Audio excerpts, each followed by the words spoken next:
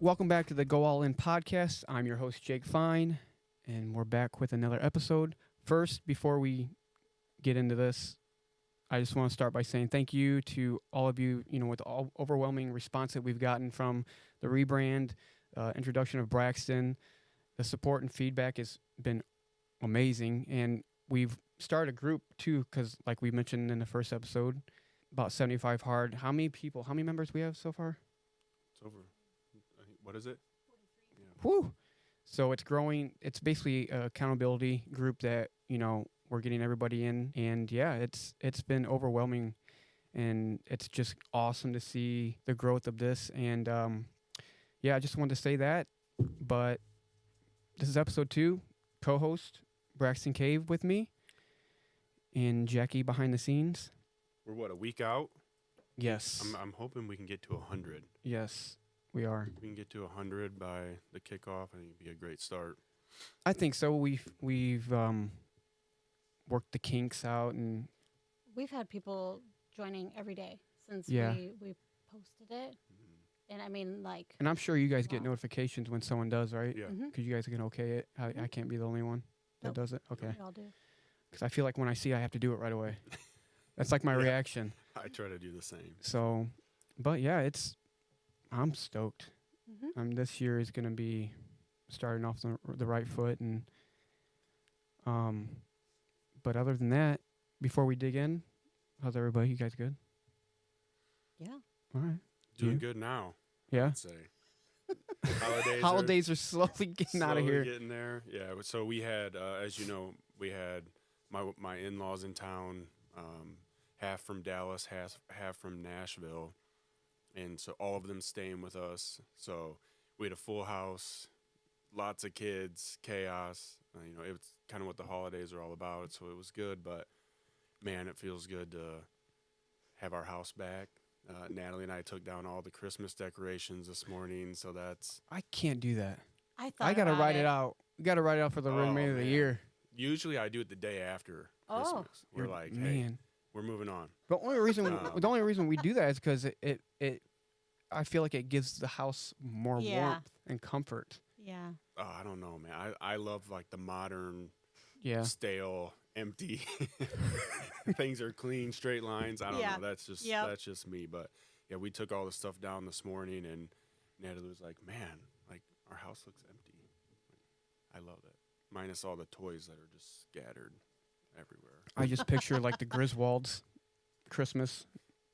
There was a reel I saw the other day, and it was everyone taking down their Christmas, and I forget what movie it was. They were like, "We have so much room," and they're like, "We could do this," and like jumping around in it, and it was pretty funny. Here's a confession for you: never seen any of the National Lampoon movies ever. You just broke Jake's heart. All right, we're gonna end the episode right here.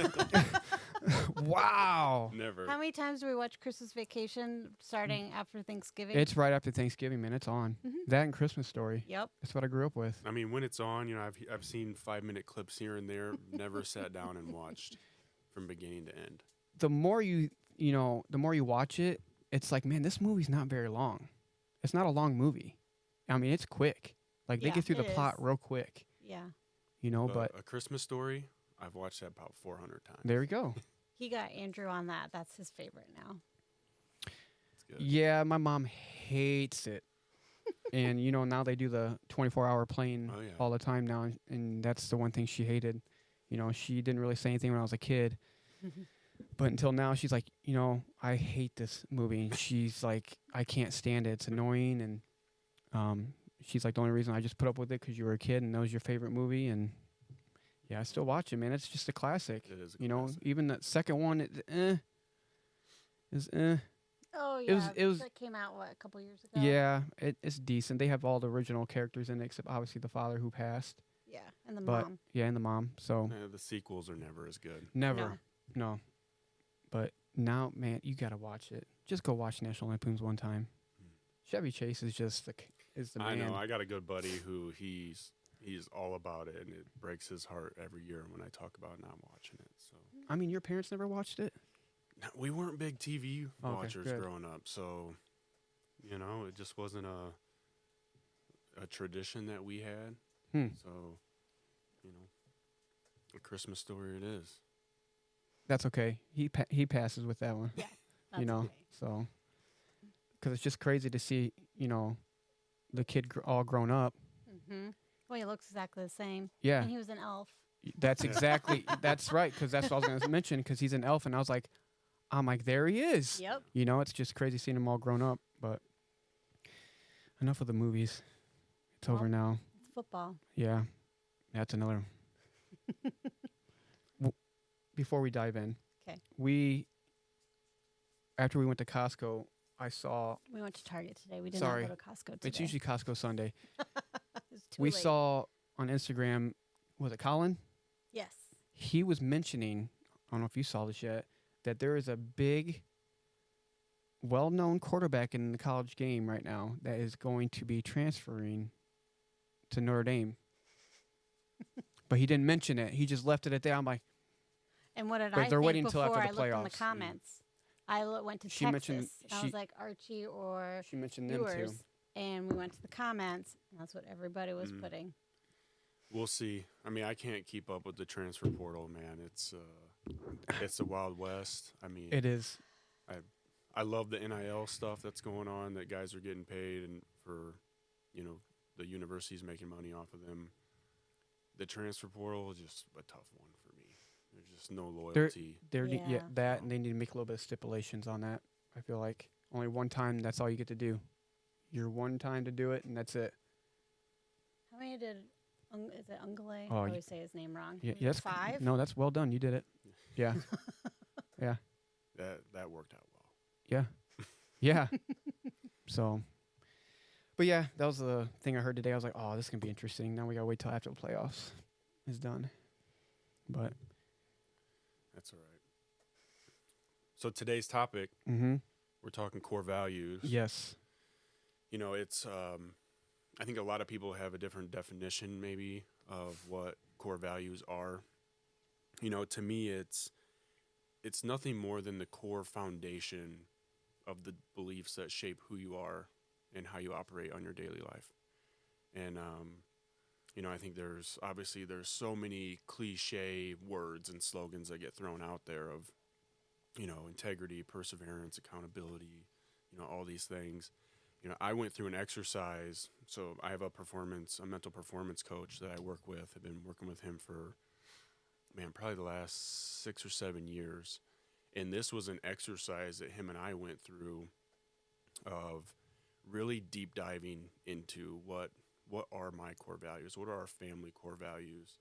And it was not something that we did in just an hour session. It probably went through 2 or 3 months of really, to break it down, he started me with like a list of like 250 words. And he was like, go through these, start highlighting like what resonates with you, what doesn't. And we kind of just chunked it down, and the list got slimmer and slimmer and slimmer. And, I think that was pretty meaningful for me because it gave me an opportunity to really put some serious thought into it. Mm-hmm. And I was able to really break it down into who am I now and who do I want to be, what I want the standard to be for my family, for myself. And it was a really good lesson that I went through to get there. And we'll talk through in a couple minutes here of what those are for me. But I'd love to hear your take on does that summarize the definition of core values to you, or where would you take it? Some of it.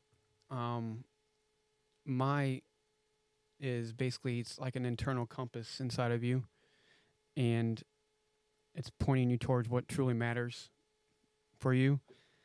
And, obviously the road gets tough, and it's, it's uncertain what happens, but yeah, it's that internal compass, what direction you're going to go with that. But you've nailed it on the head. Basically, it's the foundation. Mm-hmm. Basically, before those building blocks are on top of it. Mm-hmm. But yeah, they define who you are. The core values do. But before we get into this, I want to tell a quick story. So, another mentor I have in my life, he tells this story all the time. So he does a lot of speaking engagements, and he goes and he talks to various companies, and he'll ask people, who in the room has core values and personal core values. Yeah. someone will raise their hand. He'll say, "What are your core values?" They'll rattle off, authenticity. They'll name The these words, off, right? yeah. And then he says, "Give me your cell phone." And they give him his cell phone. And he said, "Who's the closest person to you?" And the guy, my wife. He calls her wife. "Hey, I'm sitting here with so and so. Can you? We're talking through core values. Can you tell me about his 5 core values?" And it kind of goes silent. They'll just make something up. "Nope, that wasn't one on the list." Make another one up. "Nope, that wasn't on the list." And then okay, great talking to you. He'll hang up, and he was like, "Who are you really? If your people who are closest to you can't rattle off what your top 5 core values are, then it's really not who you are." That's very interesting. And I think that's an amazing example. And then he kind of jokes and he says, "Look, I wrote my 5 down, and they're on the fridge at home. So not only do I walk by them, my wife walks by them, we live them, but like if someone were to do the reverse and call my wife, she'll know. She's gonna know them right off the top of her head." That's a pretty cool way to go about it. Man, now I'm gonna do that. Yep. That's pretty dope. But I mean, obviously this is gonna go, your personal, and it's gonna go your career-wise, core values, and I mean they're pretty close. But I mean, I basically, and I wrote this in my notes. Basically, core values is like your North Star. They provide the clarity when you're faced with, tough choices, courage, and when you need to stand alone and focus when distractions happen and try to pull you off course. It's just not words, there's just essence how you live, you lead, and create your legacy. And, I'm still mind blown about this story. That was a good one. Because it's the truth, It's like, do you know what mine are? No, because I'll tell you right now, I don't have them written down, And that's one thing for this year coming up. There's going to be a lot of things that I'm going to be doing different. You've got me, the journal. And yes, and that's one thing that I'm adding to my routine. And I know for sure that is going to be extremely hard for me because it's hard to do because it's what's going to come out of the pen when I'm going to write, but hey, it's doing something different. Right. So. Yeah, I mean, to me, with the journal, what this is so helpful with is, like, I'm a big task maker, right? So, Andy Frisella talks about this with the power list, right? Every day I'm writing out, the things that I need to accomplish that day, check them off, right? That feels really good to me to do that.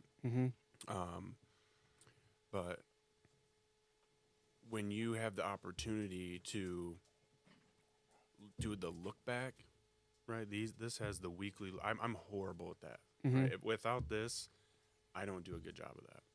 So being able to go through the week, what were my wins, what were my losses, do the reflection on that and how I can get better, that's been a game changer for me because it's not a skill that I do naturally.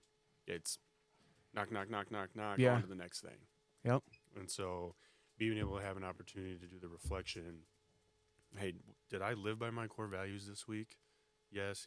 No, how can I get better, right? And I think that's a lot of time with anyone who's, high performance, high achiever, you focus more on the things you don't do well versus the things you did do well. And this has been a great tool to help me focus on those things. I'm excited because I'm glad I'm adding it in because I know it's going to help. Because you said you've had stacks, right?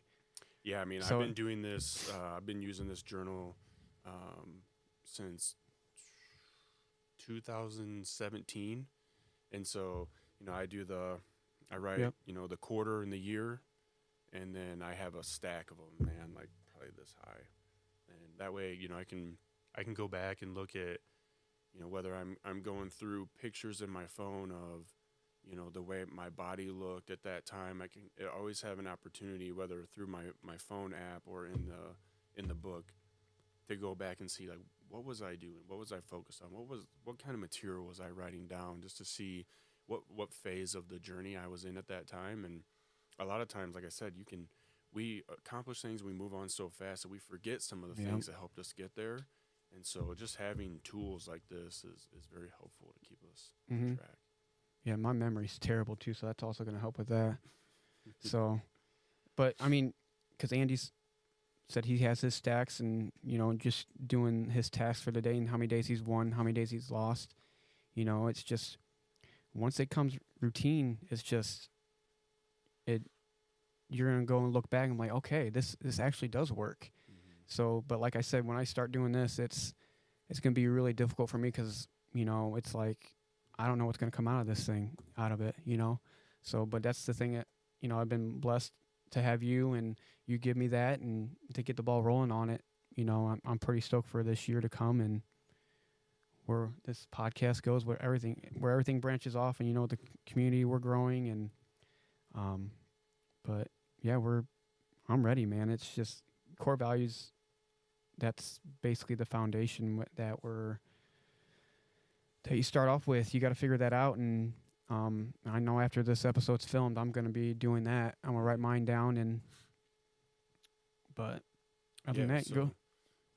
I'll get into what my cave family core values, that once I went through that exercise and boiled those all the way down. Mm-hmm. How many did you have? Sorry. 5. Okay. So my 5 were, and I, instead of doing just one word, mine are 2 words, 2 to 3, depending on which one it is. But intentional effort, discipline first, accountability always, leadership by example, and my 5th one is love hard. And and so once I did that exercise, I then turned it into like a core value statement. And my statement is, I will lead intentionally by setting a standard of excellence through discipline, accountability, and love. And I think a lot of times when you're on this, this hard journey and you think of accountability, a lot of people forget that passion or that love piece of it. Yep. Right. And that, to me, especially as a family core value, like, love is the center of all of that. And so, I come from an Italian family where, we love passionately, and my dad tells a funny story when he was early on, when him and my mom had gotten married, and he'd come to family events. Like, all the Italian uncles and brothers would be fighting and arguing and damn near like punching each other. And then 2 seconds later, they were hugging and kissing each other on the cheek. And he's like, you guys are insane, right? But that's that love piece that it's so much deeper than whatever may be going on. And so that statement's written on my whiteboard in my home office. Am I perfect at all these? Not even close. Not even close. But it's a constant reminder of who I want to be, how I want to approach every single day.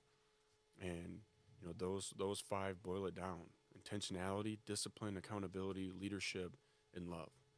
And I think that summarizes who I am and who I want to be, and what are the top 5 things that I want to continue getting better at as, we age and grow up and take on different things. Like, that's the core of who I want to be. Nailed it. Seriously, I need to write mine down because I have no idea with mine. And, I'm glad that's why this is the topic, because I'm going to learn from this as we go too, because I'm not perfect. Nobody's perfect, so, but yeah, I'm just going to, go right into here. I want to, let's see how I can start this off. Jump over to professional. Yeah, I'll do that. Well, I was going to do basically like the stuff I've learned from, like, that's made me pivot. Yeah. The pivotal moments I've had, because I've had some in the past, one of them obviously is like, I didn't go off to school, I didn't go off to college. I was around a family that, that did RV, and my grandpa, my mom even did it, and that's what I was around growing up, part of my life, and that's what I went into right after high school. The RV industry here is just insane in Elkhart, so that's basically what I went into, and that was a big pivotal moment of my life, and it's pretty much built me who the person I am today. Because people are like, "Oh, you worked in RV. What'd you learn from it?" When I first got in there, I was young, and you're like a greenhorn. You are, if you're not keeping up with everybody, they are on you, and they were. Don't mess with my piece rate, man. Exactly. So it thickened my skin, and being bullied, and it just pushed me to. I'm like, okay, dude, I need to step it up, or else I'm not going to be here anymore. But it's made me who the person I am today. I did it for 16 plus years, and just seeing like the younger generation now that's coming in, and I'm like, man, I was in those shoes, and they're can't take it, and they're like, I can't put up with this. I'm done. I quit. But I'm not going to go into that. But that's like one of the biggest pivotal moments of my life. Made me who I am. And another one, a huge one, was starting my protein donut business. And then right before COVID hit, I did well. It was taking off. It was picking up steam, and then COVID hit. It was just a smack. It's like, I'm not going to take this any further, because I don't want to anybody coming back on me like, why are you doing this during COVID? I got sick because of you. So and so, I was just being safe about it. So, but that was just a big couple years for me. COVID really woke me up. That was during a bad time for me. I ended up in a dark place also. But I pivoted from all that, and these are the moments that I'm learning as I go with these moments in my life, and it makes you the person you are. I know you probably have some of your, pivotal moments as well. Yeah. Well, it gets interesting when you talk core values in a in a professional setting, because it's different, right? And I think it's also different when you're an entrepreneur versus when you're looking at core values within a well-established company. Mm-hmm. And so some of the unique things to it, there's companies all over the world that say they have core values, but they're just signs that they have on the wall, right? And if you're part of that, or you can see the way people interact, that it's not real. Mm-hmm. And so, the company that I'm at has 5 core values, and they were established probably 8 to 10 years ago. And when they first kicked off, I would say it was just that. It was words on the wall. And it wasn't until, at the highest level, especially at the executive level, there were people who weren't on board mm-hmm. with what those core values were. And once those people were then asked to leave the company because they weren't jumping on board, then it became real. Like, oh man, this is legit. Like, we're actually going to do this thing. And so, our 5 core values at work are positive attitude, passion about winning, honesty, integrity, candor, team play with trust, and caring about people. So what's interesting to that, what I would say to you for those who are listening to this, who maybe are entrepreneurs or part of their own company, the thing you have to be careful of is know that no matter what you do and how good you are, people will use those against you. Mm-hmm. In my executive position, I've had, especially the caring about people one. Caring about people is a two-way street. Mm-hmm. And so, I've had it used against me where we've had to part ways with someone. Well, you just don't care. You don't live by the core values. You don't care about people. I'm like, no, that's not true. Like, let's talk about the full situation that's going on here. And so that's one thing that I will tell everyone to just have a heads up on, and know that no matter what you do, if you're living by your core values, they'll always be used against you. Yep. When it doesn't fit the way that somebody else wants it to. Yep. And so it makes it tough. at certain times, but you know, it's if that's the foundation, that's where you're putting your hat on, and you're gonna stand by it. Like that's who you got to be every single day. And you know, eventually people come around and they're like, yeah, I probably was wrong on that situation, but at least having them, sticking by them, having full buy-in from everyone. I mean, it's just who we are. And are we perfect? No, not even close. Nope. But you know, it's again, it's something that's written on the wall. It's written on cards. I mean, it's all over the place. It's just part of our culture of who we are. Yeah. And so people live by that. And honestly, it's been a competitive advantage for us because it's been an attraction. Like, wait, you guys really live by those? Like, that's a real thing? And then people become part of it, and they see that, yeah, like this is real. And the cool thing that's come from that is other companies have then reached out, like, how are you guys doing this? You know, come teach us and let us know, like, how can we get this ball rolling? So that's been a really cool thing that stemmed from our company taking part in this journey. You know, it started 10 years ago. We're still evolving today. That's cool. I mean, because when you said you know, some people parted ways because they don't, you know, agree with it. That's basically because everybody else is going to see that, like, okay, they're setting the standard, and you know, you guys have a culture over there, and basically you guys doing that. Like I said, it sets the standard. Like, okay, they are not messing around, and we need to, you know, you need to live by them. And it's just, you know, First Form has many core values up on the wall in their auditorium, and I mean, you can just see it with the people they have working there. They live by those core values, and I'm, you know, like you said, I guarantee your company does the same as well. But there's been companies that I've worked for that don't have any. You know, they don't have them posted. They don't, not even in the handbook. You know, so it's like, it's like what's this company doing? You know, that's when you know a company has the right mindset, the right direction that they're going. You have something? I was going to say, I think the worst thing a company can do is have core values and they don't abide by them at all. Right. Yes. I've seen that multiple times, and it's very disheartening. And you know, it's nice to see when people do say, you know, no, we're going to do it this way because this is our culture. Because it doesn't show favoritism. It doesn't show like, oh, handpicked on who gets to follow them, who doesn't. So yeah, I've seen it really both ways. And to find a company that lives by that, lives and breathes by that, that's where you want to be. That's where you want to be. Yeah, and like I said, we're not perfect. I mean, mistakes happen every day. Every situation isn't handled perfect.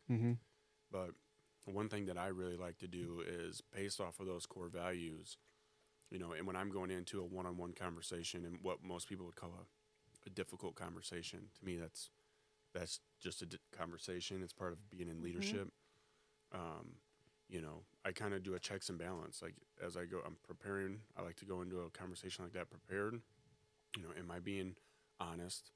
Am I going to have this conversation be candid and not hold anything back? And am I going to do it in a caring way? If you can check those of our core values, if you can check those boxes, it's probably going to be a pretty productive conversation. And it may not go the way that you or the other person want it to go, but as long as it's transparent, it's all put out there, you're going to accomplish at least a good conversation out of it. For sure. I mean, your company. My current one? The current one. I mean, their core values. I couldn't even tell you. See? And you've seen on how, you know, lately and whatnot. But I think when you guys are talking about core values, personally and professionally, I think my biggest one, my personal core values, I think have, as of course, have grown and pivotal things in my life. That's really what has shaped me. I've always, I think it's Milet talks about like be the 1% or be that person in your family to change. And I'm always the black sheep of my family, always. And I'm the oldest, and you know, I did what I wanted to do, not in spite, but because I knew I could do it, and people were telling me I couldn't. And so it was a lot of I'm going to prove you wrong type of thing. But I think the biggest professionally micro value is you have to be passionate about what you do. Because we were talking before the podcast was, I love healthcare and I've had opportunities to go elsewhere. And I can't. And when I can't be passionate about what I do at work, that's when you start losing me and I get frustrated and I have to find purpose. I want to make impact. I want to be doing certain things. And so when I'm put in a box to not do that, I don't do well because I'm so passionate about what I want to do. And you'd really, micro value is not backing down from that. It's finding other ways to accomplish what I want to do. Yeah. Yeah, I mean, so something you said there really stood out to me because I used to be a prove them wrong. Yeah. Anyone who says anything bad about me, I'm going to prove them wrong. Words matter to me. And I think that when I changed that mindset to instead of prove them wrong, prove yourself right. Yes. 100%. And, I mean, that mind change there was huge for me because people can say whatever they want about you. And they're going to do it all day long, regardless of what you do, what you say. So it's to me, at the end of the day, it's all about prove yourself right of what you say, who you are, what you're going to do. Go out and do that. You're going to have, if you don't, the saying, if you don't have haters, you're doing something wrong. Yeah. It's like back to the words matter thing. One of the things within our company is we don't use the word employees. Everybody's a team member. Yep. And so now, like when we have new people come into our company who have been in corporate life maybe for a long time, like employee, they say over and over, and I cringe when I hear that because I think of it, no different than when you're on a sports team, right? Everything goes back to sports for me. When I was playing in New England, Tom Brady didn't call me his employee, though he could have, right? If he wanted to. We were teammates, right? So regardless of what your position is or title, we're all teammates on the same mission doing this together. It goes so much further in conversation and just the culture itself of, like, you're my team member. We're in this together. Doesn't matter if we're all on different levels, doesn't matter. We're on the same mission. We're team members in this thing together. And that's a big deal. Oh yeah, I think it does something mentally to the people too as well. I'm not your slave, Well, even so treat the how you would treat the CEO, like what is it, the janitor? What is that? I can't even. Sal said that. Yeah, I mean, it's basically you treat everyone the same. Yeah. Like, I've been in a company where I could not believe we'd have town halls. And the way people talk to the CEO, yes, I know, like the CEO, but there was no filter. And I just was shocked how they talked to him. Of course, the CEO is not, very professional, not going to talk back to him that way. But I don't care if you're cleaning the toilets or you are the CEO. Here's where I'm getting it. You treat everyone the same with the same respect. Right. And once you see that people are not doing that, it breaks down so fast. Yeah. And I remember you saying this, you said how people just say they clock in just to get a paycheck. It's not about the job title or the salary. It's, showing up every day, doing the right thing consistently, and, making a positive difference, making an impact, and today that's very hard to find, the right people for that, for businesses, But that's the three things that's the three values, for me. It's just go do my thing, take initiative, make an impact, do anything I can to help the company, So, but with him saying the team members, it's the truth, because employee, it's going to put a little bit of a thing in your head. Then when you're on the team, I'm like, okay, that gives me some motivation, I mean, it's changing. I work for you to I work with you. Thank you. Yes. Perfect. Yeah. And it's, and at the end of the day, like you said, there's different levels, different jobs. If you're not happy where you're at, that's on you. Yep. 100% on you. Whether it's, you feel like you're getting shafted by current leadership and you're not getting promoted. Like, there's a million other jobs out there. But if you are who you say you are, there's going to be opportunity for you elsewhere. Yep. But sitting there and, woe is me and being upset about it, it's not going to change anything. You're upset about it and you don't give your 100%. Well, there's the factor right there, bud. So, man, where are we at here?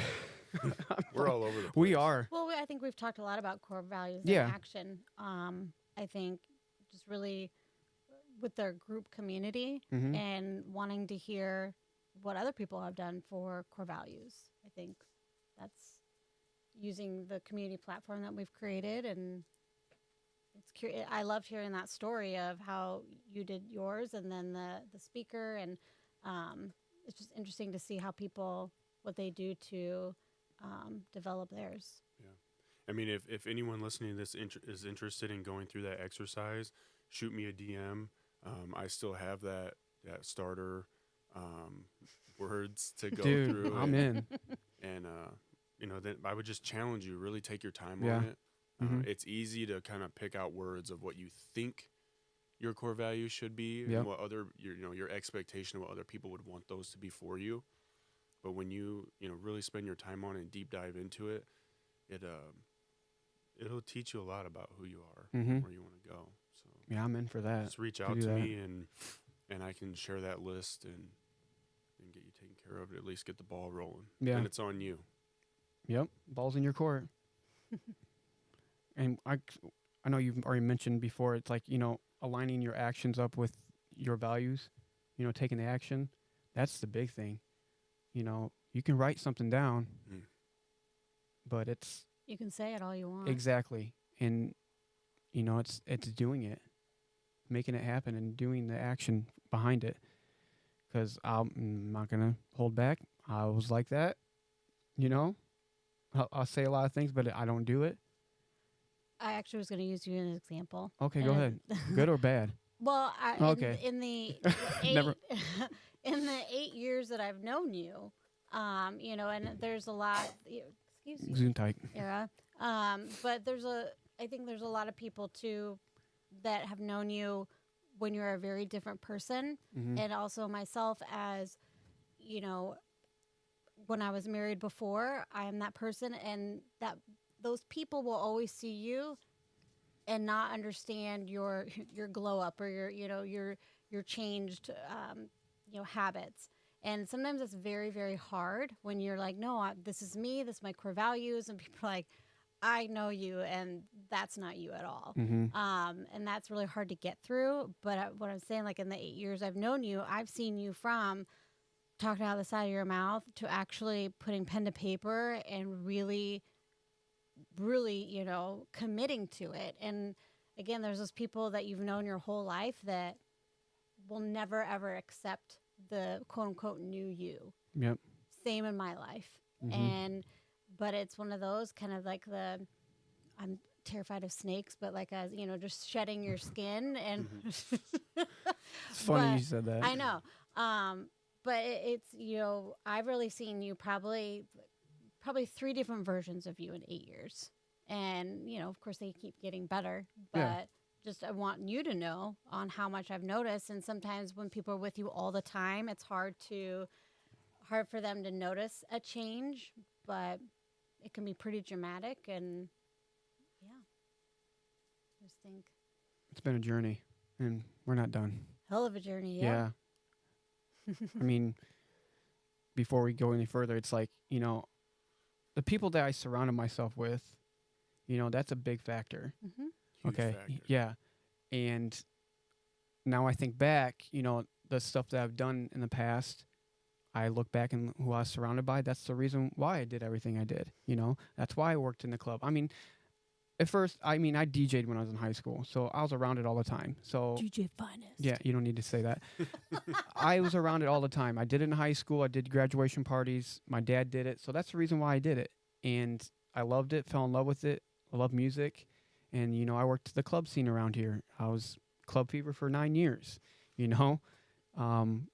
But I wouldn't take back any of that because it was like their experiences. You know, I met a lot of people, but you know, I also think back like, damn, did I just waste all that time doing all that, or did I actually gain anything out of it? Everything is a learning experience. Yes. I don't regret one thing in my life. Yeah. And I've screwed up. I've hit rock bottom, and I'm thankful for every single moment of it. Yeah. So, I mean, you just nailed it. So it's made me who I am today, and you know, it's just finally, you know, having that awakening and be like, man, this is not the direction I want to go. You know, Some people never have that. Yeah, and I don't want to have that. You know, I don't ever want to be complacent, ever. I can't sit around and just not do anything, you know, and with the core values, you know, it's just, you know, when I have all this lined up after this, I feel like this is just going to be another building block for me to who I become. So that's why I'm really stoked that we're doing on this topic, because this is really huge. It's a huge, huge topic to be talking about. So Blissfully dissatisfied. Yes. Yes. That's one of my favorite Edmila episodes. Yes. It's so good. Yeah, I mean, I think looking back, I mean, I like to look at it as seasons. We all go through different seasons of life, and you know, here we are coming into the new year. You know, the worst thing that could ever happen, I think, is to go into a new year being the same person I was at this time last year. And you know, the amount of things I've learned over the last 365, if I can't take those lessons and learn and become a better version, I'm doing something wrong. Yep. To me, like, that's the ultimate failure. Mm-hmm. So, you know, it's a season at a time. We've all been different people. I would hope so. Yeah. Right? Yeah. I'm a different guy today than I was when I was playing football in Notre Dame or in the NFL, and you know, I became a husband and a dad. Like, I sure as hell hope I became a different person. You have. And yeah. You know, like you said, it's all part of the journey, part of the story. That's why I love tattoos so much. Yes. You know, you know, I have some tattoos that, you know, they're looking at them now. You're like, you know, people are like, what was that? It's part of the story. You know, my niece who was in town for Christmas was like, you look like Maui. I said, yeah. Yes. The tattoos tell a story. But back to that, it's the journey. We're on it. Your story's never done till you're in the ground. Yeah. And we got a long way to go. For sure. Mm-hmm. For sure. Jack? Well, I think it's time to wrap it up. Oh, how long are we in? We're good. Okay. I was about to say. I think I want to talk about. Sorry. Oh. Like going in, you know, 75 hard. Okay. Mention it. Okay. We said in the first episode that, you know, we're starting January 6th, but we also have a group we've mentioned before. If you guys are interested, you can either DM me, Braxston, or Jackie. We'll set you up. It's basically like an accountability group. You know, it's a community. We're all here to help each other out and learn new things. You know, someone might teach us something, you know. So I hope so. Yes, for sure. And yeah, we're here to grow, man. Get better. This 2025. God, it's been 25 years since I've been out of high school. That's unreal. Sorry, that was just random.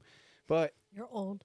Well, no. What's been interesting too is like the number of people who've reached out to me and they're like, "Hey, can I share this with a friend?" I'm like, "Absolutely!" Yeah. Like, that's Yeah. the whole goal in this is, you know, grab a group of people and do this together. We'll get everybody into the group, and you know, that's what it's all about, is doing it as a community. And you know, obviously, you know, the first time I did 75 hard, I did it by myself. Mm-hmm. It was a challenge to do that. But every year I've gotten more and more people to do it with me, and it becomes more and more enjoyable because you're getting to see not only yourself improve, but the people doing it with you. Yeah. What better win do you get than that, is doing it as a community. So, you know, grab your friends, family, whoever, let's jump in the group. do reach it. out. It's gonna start any time. It doesn't like we're starting January 6th. This will be Yeah. after, so Yeah. jump on in. Yeah, if they start later, they can still. I mean, if they're in the group and they start later, that's fine. You know, We're here to support you. We can tell you, hey, yeah. at day 20, this is gonna suck. I mean, day Just 18. Day warning. 18 was my reminder. That's when it sucked. That's when it started to suck for me. Yeah. My first time doing it. I've never done it, So well, it's routine. It's monotonous. But then you finally realize like this is what it takes to step up. Yeah. You know, it's boring. It's it doesn't have to be boring, but a lot of times doing the same thing over and over again, it gets boring. Mm-hmm. But that's what all the great people do. It's the same routine and things that seem little at the time, but they when you continue to pile them on and you know that compound interest, Yeah, it equals big time results. it's prioritizing that, you know, your day, and you've said it. Win the morning. Win the morning. That is like stuck in my head ever since you said that, and it's like get your tasks done. You know, because if you don't, it's just going to catch up with you at the end of the day, and it's going to become midnight Mm-hmm. by the time you have to finish your gallon of water, or, you know, even forget to take a picture of yourself. But it's like prioritizing your day. That was a big thing I learned from it, and like, you know, everybody's like, how can you work out every day? Do you not overtrain or anything like that? And like I said, it's prioritizing.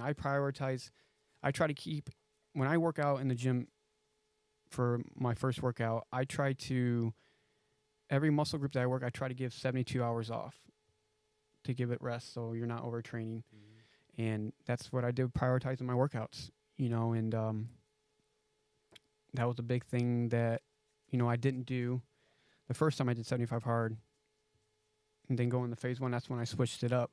But then I was like, man, I am so gassed. Mm-hmm. I'm like, my body aches. And, you know, that's, like I said, that's when the stuff in my head started to get to me and little conversations. But Yeah. I can talk about that on some other time. You got to prioritize recovery as Yes, well. that's huge. So, you know, there's a lot of time, especially on Sundays, is for me, I'll do like 45 minutes of foam rolling, stretching, maybe some yoga, whatever. Mm-hmm. And then I hit my walk. There's days I hit 2 walks.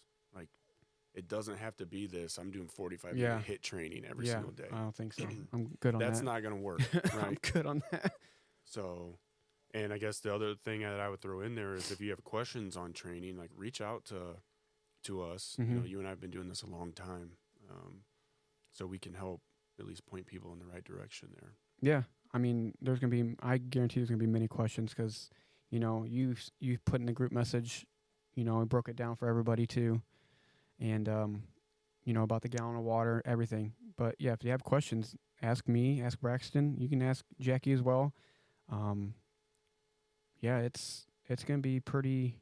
It's just great to see everybody that wants to get involved with it, and, you know, holding everybody accountable, and, you know, throw any ideas out, you know, recipes or anything like that, because I'll be doing that. Here's a quick recipe for you guys to, you know, get that sweet tooth off your. I know you don't like sweets, so that's easy for you. I like the protein ice cream and the Ninja Creamy. See, that's what I told her. I said I want to start getting the extra containers so I can meal prep those and just keep them in the freezer. Yeah, that's the one. I think that's the number one thing to knock out your sweet tooth. Yeah. That was a great investment. But before we close, what's your do you have a goal through 75 hard by the end of it? Like what I look like, or what I mentally come out like? It's not a physical challenge. I know it's not. But let me tell you something. I know. I get mentally effed when I see me getting lean and skinny. Because let me tell you something. When I got into weightlifting, it's because I was called little guy. And I freaking hate that. And that's the only reason why I started working out all the time, because that was that little chip on my shoulder that was put on to start, you know. And now it's like when you see yourself, you get all jacked. I'm like, okay, I'm feeling good. And then you start 75 hard. You're like, okay, where's everything going? But, you know, it's not about that. It's the mental toughness that you build doing that. And with your question, no, I don't have a goal right now that I can think of yet to come out of it. I'm not picking for you. Yes. But I'm just saying, I think like to sharpen get your mental state in check. Yes. That's the big thing, because I feel like when you're on this program, man, you are locked in. And the thing that gets me is when you get off of it. That's when you slowly go back to where you used to be. And that's the thing that's happened to me. And I feel like if I'm going to start this, I'm just going to continue doing this as a routine, as what you said, because you are just a different breed when you are locked in like that mentally. And I just think, just thinking about it now, I'm going to just continue with it and just stay, monotonous with it, because people are like, how do you do the same thing? I can do the same thing over and over and eat the same thing over and over. It doesn't affect me. But I'm the same way. Yeah. The reason I eat the same stuff is because I know how many macros are in it. Yeah. Yes. I know what my macro count is, So I hate guessing that. Hate the guesswork. It's interesting you talk about stepping back into like your old ways. I watched a video on Instagram the other day, and then the guy talked about, I had a conversation with someone who did 75 hard. They were bragging it up. They were like, I'm in the best shape of my life. I feel amazing. And I asked them, are you still doing it? And they're like, no. And he's like, so you unlocked the code to feeling the best you've ever felt, being in the best shape, and you're not doing it anymore. Was that Trevor that said that? I think it was. Yeah, Trevor Colley. And I'm like, I remember him saying that. That spoke to me, because so many times like we find things that work for us, and then we start changing them. Mm-hmm. I could do that, and then you end up just back to what you were doing before. So to me, my two goals going into this is to reestablish that routine. Mm-hmm. Going into a new year, there's gonna be new challenges, whether family, work, whatever it may be. This is really bulletproof my mindset going into that. And then physically, my goal is to get to single digit body fat, which I've never been ever. Let's go. Right now, I usually hang between like 245 and 250 pounds at 12% body fat. So jacked. It's within reach. Yeah. But I know I'm gonna have to be dialed in and doing all the things I need to do to get there, and Dude, that's the tough part. Is just figuring out what your body reacts to, and to get to that. Yeah. It's insane. It's frustrating too. It will mentally frustrating. But, I'm going to mention here, I'm going to throw out our social handles while we're here. Instagram, obviously it's the Go All In Pod. Obviously the I is a 1. And for YouTube and TikTok, I still have TikTok. Is for now. Yeah, is Go All In as well. The I is the 1, and obviously the Group Me is the All In Mentality. But we can send you the link for that to get involved with that. But yeah, that's the social handles to reach out and follow us. And we want to hear from you guys as well. Your feedback, questions, anything. If you have any questions or anything about 75 hard, yeah, we will answer them. And but other than that, topic for the next episode. The next one is from setback to comeback. So those real counts of resilience. Yeah, say it. There you go. Showcasing how hard work and perseverance. Yeah, thank you. You're welcome. Can overcome adversity. Thank you. Usually that's me. I know. So, but yeah, that's another big one. I think that's a big one. Yeah, from setback to comeback, because a lot of people are like, "Well, I failed this. Like, I'm done." No, you're not. No, you're just getting started. Yeah, so. And it's gonna happen. But other than that, yeah. Thanks for listening. And Braxton, you have anything before we wrap it? I think we're what are we? We're 1 week out. So by the time everybody hears this episode, we'll be rocking and rolling and giving updates, and like Jake said, reach out to us. Any questions, whether it's 75 hard, life, leadership, parenting. Hey, we talk about all the time. We're not perfect, but we both have learned a lot along the way. So and still are. There's no bad questions, and hopefully we can at least strike up a conversation and learn from each other. Mm-hmm. And eventually, I mean, with the more engagement we get with people, doing Q&As, I think would be great. Yeah. I don't know how we would do a live though. We could still probably do a film. Yeah, so that'd be in the future too. But yeah. My last thing I would say is if you're trying to get your hands on this Be Better brand thank hoodie right here, you can't get it. I tried. What, this one? Jake's hogging this color. Soon. I do have a drop, but obviously it's going to be dropped by the time they listen to this. But yeah, this color could be in the future because it's a very popular one I'm seeing.